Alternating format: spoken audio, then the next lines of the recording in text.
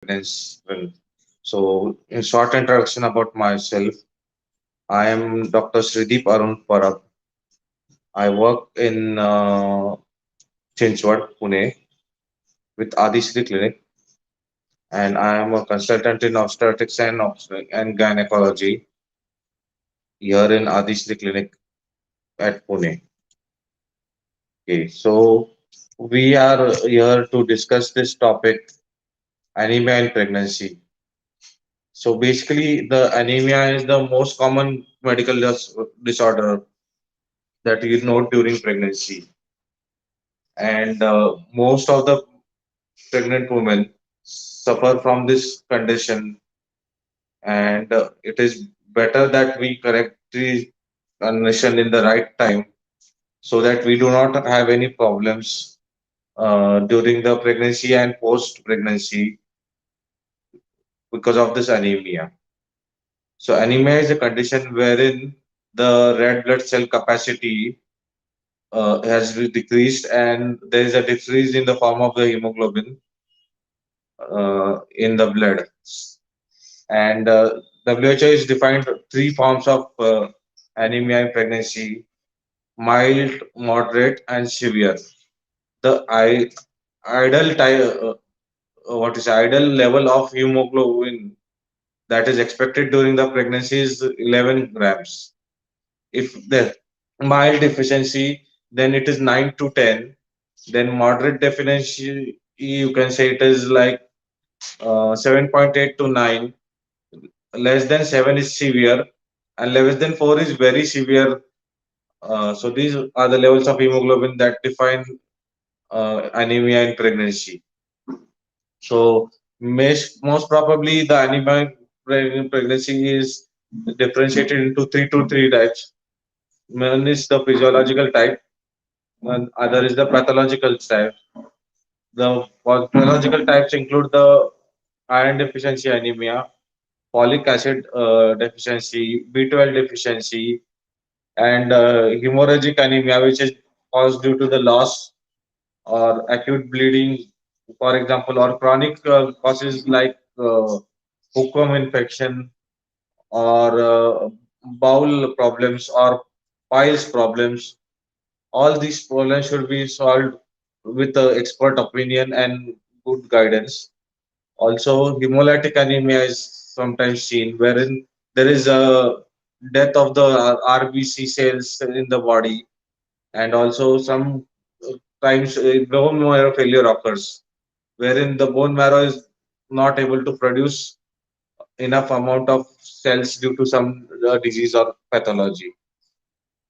So basically, there is a rise of the volume in the blood, and there is a load on the heart of this rise volume. So there is a physiological anemia that is called in the pregnancy. So basically, it is recommended for taking 35 milligram to 60 milligram of elemental iron during pregnancy and folic acid of 400 microgram to take this cover of the problem of the anemia caused during pregnancy. So about 95% of the women are facing anemia during pregnancy, and main part of it this is iron deficiency anemia. So altogether, we can introduce oral iron to the mothers and better their diet so that these problems are not affected. The because of anemia, the baby is not affected and the mother is not affected. So the main effect seen in the baby is intrauterine growth prevention. Prematurity is seen in the baby due to anemia. Also, low birth weight is observed. Some have deficiencies in learning during their growing period because of anemia faced inside the uterus and inadequate blood supply due to the anemia. So altogether, we have to introduce a better diet, and we have to treat any kind of infections with hookworm like with albendazole tablet, and oral iron therapy can be given from time to time. During labor, if patient is having severe anemia, we can monitor the patient uh, for progress of labor and do active management of second stage of labor to avoid bleeding and further problems of the anemia caused during pregnancy. Also, there it is recommended that postnatally iron tablets should be continued for 3 months so that the recovery of the patient is occurred and whatever blood loss and anemia is caused during the delivery and pregnancy is recovered altogether.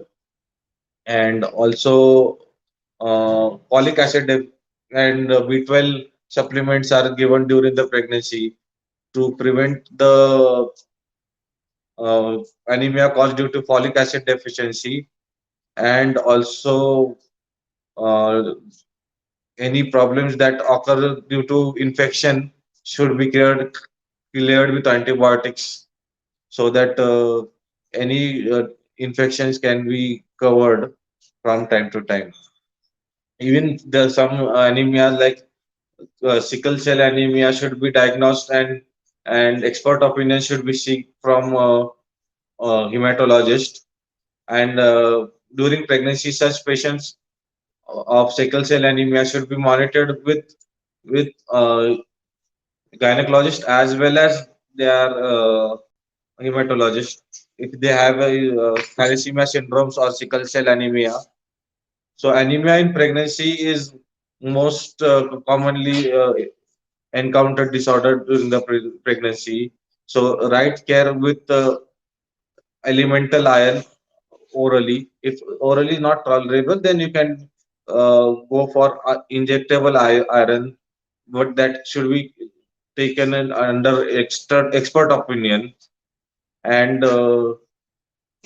patient should be admitted for daycare basis for taking oral iron if the hemoglobin is gone very low, below 7 or something, or if patient is required very severe anemia and blood transfusion is needed. So in that case, hospitals should arrange for packed cell volume blood cells and monitor the patient rigorously during the pregnancy and labor whenever blood transfusion is given due to anemia in pregnancy. So to prevent all such hazardous uh, blood transfusion, we are mostly stressing on getting oral iron and good diet and avoid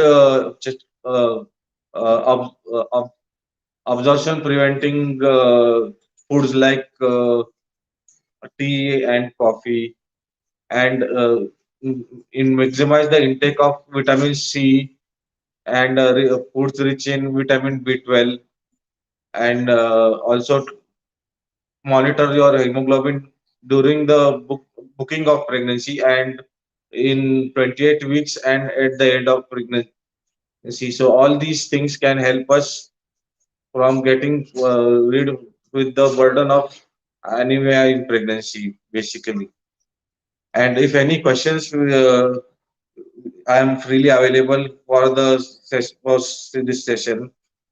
And also, I recommended all the mothers to get themselves booked for checkup and do a complete blood count once they enroll for a pregnancy checkup. And also, they must be knowing their blood group if at all they require blood transfusion, or if any emergency occurs during the childbirth. Also, uh, it is requested that patients uh, take good amount of diet, exercise, and proper nutrition wherever required. You can get expert nutritional care so that the anemia in pregnancy can be tackled very carefully.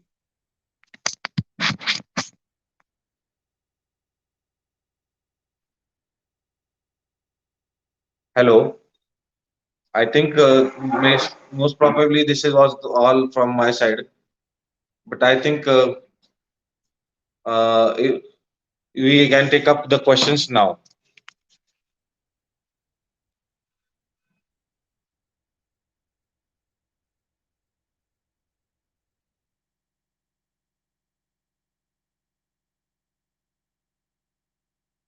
So, if anyone is diagnosed with iron deficiency anemia, then you should start the iron tablets, uh, ferrous ascorbate tablets or ferrous fumarate tablet, and you can continue for 1 to 2 months, and then recheck your iron levels or hemoglobin levels, and then you will know how it is improving.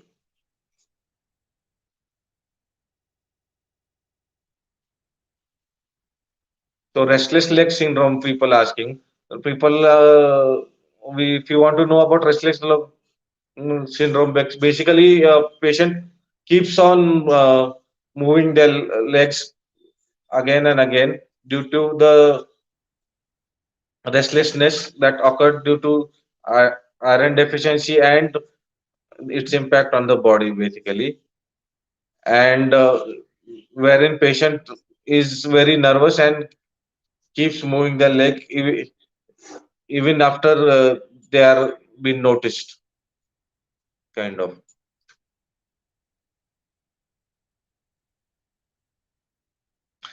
So if after treatment the hemoglobin doesn't improve, we must consider for the iron therapy intravenously or intramuscularly if your symptoms doesn't improve after taking the tablets.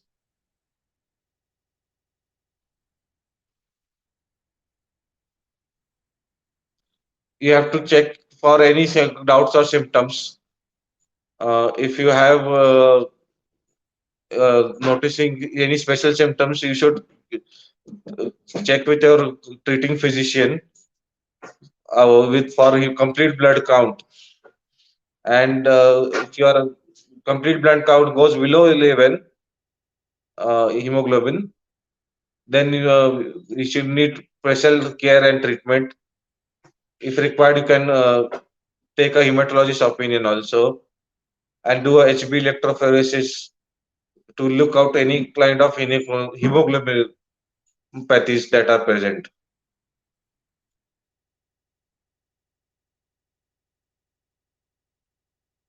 So if your hemoglobin is very low, then you can start taking iron tablets before pregnancy itself.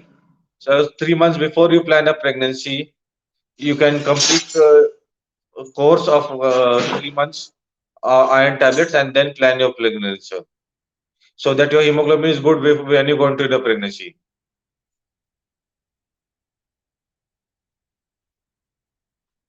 So basically, iron deficiency anemia during pregnancy is treated by first uh, uh, looking out for the cause. So mostly the diet correction is done, and any hookworm infection is cleared with tablet albendazole given at 18 weeks of pregnancy, and any kind of uh, infections are cleared with antibiotics, and things like tea and coffee are stopped so that intake and absorption is of the iron is proper.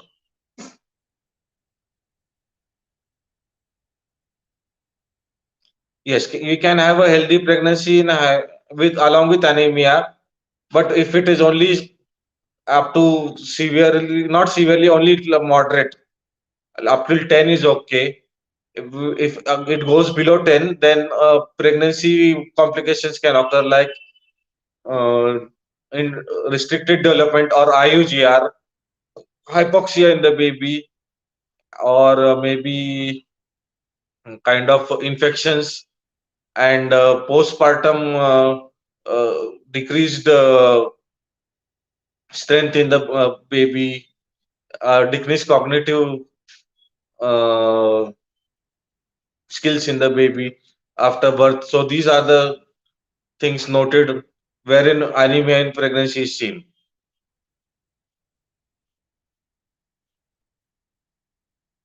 Yes, very high anemia is a high risk of pregnancy, kind of. Anemia below 7, hemoglobin is high risk of pregnancy.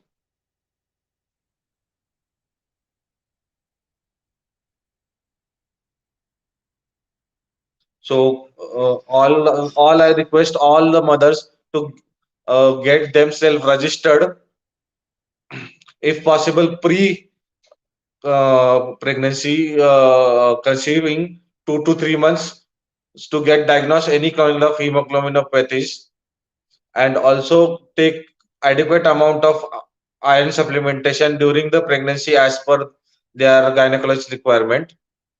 And post pregnancy they must continue with iron therapy, oral iron therapy for at least 3 months, so that this problem of iron of pregnancy, anemia in pregnancy, and iron deficiency is tackled well.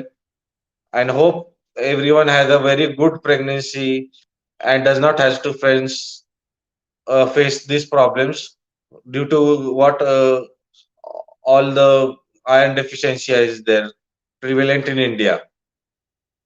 So please consult your doctor in time. And if you want to consult me, you can come here in Adishri Clinic at Sane Chowk, Chinchwad, and I will guide you throughout your pregnancy so that you do not suffer from this condition of iron deficiency anemia during pregnancy. Thank you so much. Thank you, everyone.